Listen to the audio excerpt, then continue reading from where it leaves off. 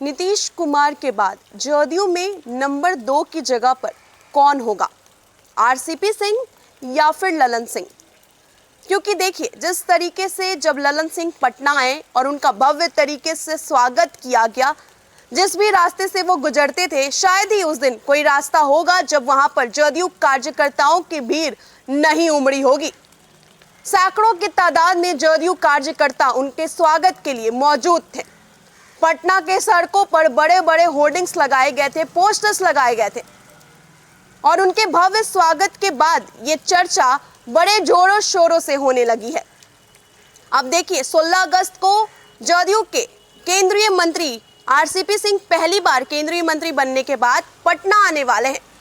अब ऐसे में सवाल ये भी उठ रहा है कि जब आरसीपी सिंह पटना आएंगे तो क्या उनका भी ललन सिंह के जैसा ही स्वागत किया जाएगा या फिर उनसे भी ज्यादा जदयू कार्यकर्ताओं के लिए आरसीपी सिंह के लिए भीड़ उमड़ेगी या फिर उससे भी ज्यादा कुछ भव्य स्वागत आरसीपी सिंह का किया जाएगा? इसलिए अब ये सवाल उठना लाजमी है कि नीतीश कुमार के बाद जदयू में नंबर 2 की जगह किसकी होगी। जदयू के सूत्र बताते हैं कि आरसीपी सिंह पटना पहुंचने के बाद एयरपोर्ट से पार्टी दफ्तर जाएंगे। वहां जदयू के नेताओं और कार्यकर्ताओं से मुलाकात करेंगे, साथ ही केंद्र में मंत्री बनने को लेकर धन्यवाद भी देंगे। लेकिन नजर इस बात पर टिकी रहेगी कि आरसीपी सिंह के पटना पहुंचने के बाद जेडीयू की तरफ से स्वागत किस अंदाज में किया जाता है, क्योंकि ललन सिंह के स्वागत में जदयू नेताओं और कार्यकर्ताओं की जो भीड़ उमड़ी थी वो बहुत अभूतपूर्व थी। जाहिर है आरसीपी सिंह के स्वागत की तुलना उसी से होने जा रही है। जेडीयू के सूत्र ये भी बताते हैं कि इस वक्त पार्टी में अंदर ही अंदर खेमेबाजी है। ललन सिंह और आरसीपी के समर्थक ये जताने की कोशिश कर रहे हैं कि पार्टी में नीतीश कुमार के बाद नंबर 2 की जगह पर आखिर कौन है। ललन सिंह के समर्थकों ने तो स्वागत समारोह में भीड़ लाकर अपना काम कर दिया है, अब बारी है आरसीपी सिंह के समर्थकों की। ऐसे में जदयू के इन दोनों नेताओं के बीच रस्साकसी हो, इसमें ताजुब नहीं होना चाहिए। अलबत्ता अभी दोनों ही नेता एकता दिखाने की कोशिश कर रहे हैं।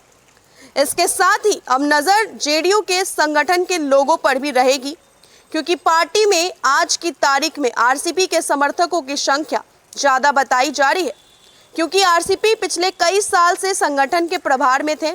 अब जबकि ललन सिंह ने ये पद संभाल लिया है तो जाहिर है कि समर्थकों का झुकाव किस तरफ होगा, इस पर सबकी नजरें होंगी।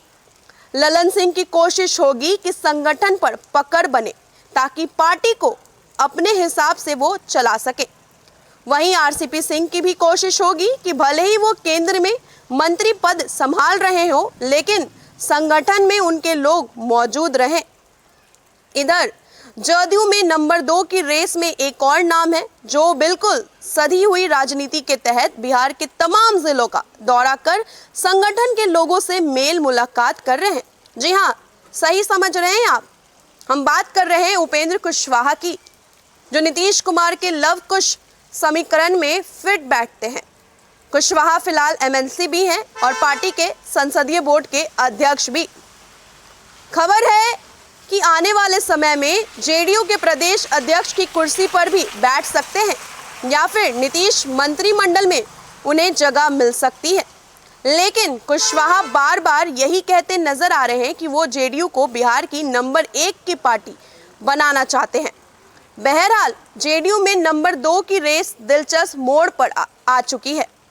पार्टी के सर्वोसर्वा नीतीश कुमार की नज़र में नंबर 2 पर कौन होगा, इसके बारे में उनसे बेहतर कोई नहीं जानता। नीतीश कुमार फिलहाल पार्टी को 2005 वाली स्थिति में ले जाना चाहते हैं, जब वो सांगठनिक और राजनीतिक स्तर पर बेहद मजबूत हुआ करते थे। ऐसे में आरसीपी या ललन या फिर कुशवाहा, इनमें से किस नेता पर नीतीश कुमार भरोसा जताते हैं, ये देखना दिलचस्प होगा। गौरतलब हो कि जब से ललन सिंह जदयू के राष्ट्रीय अध्यक्ष बनाए गए हैं, तभी से वो लगातार फॉर्म में दिख रहे हैं।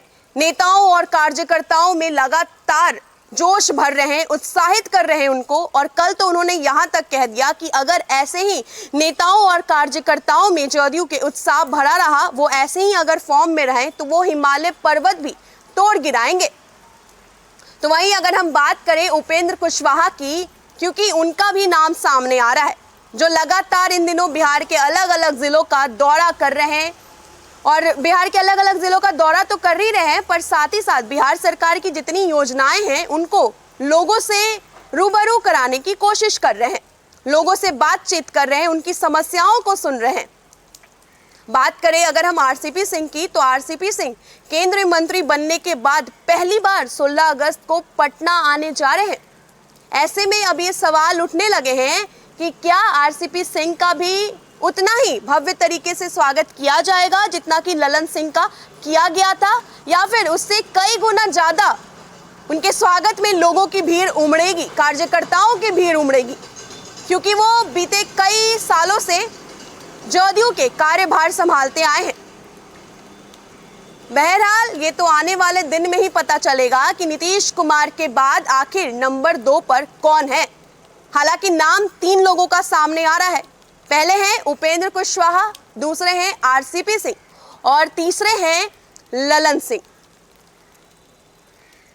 फिलहाल के लिए इतना ही। आप देखते रहिए फर्स्ट बिहार झारखंड। धन्यवाद।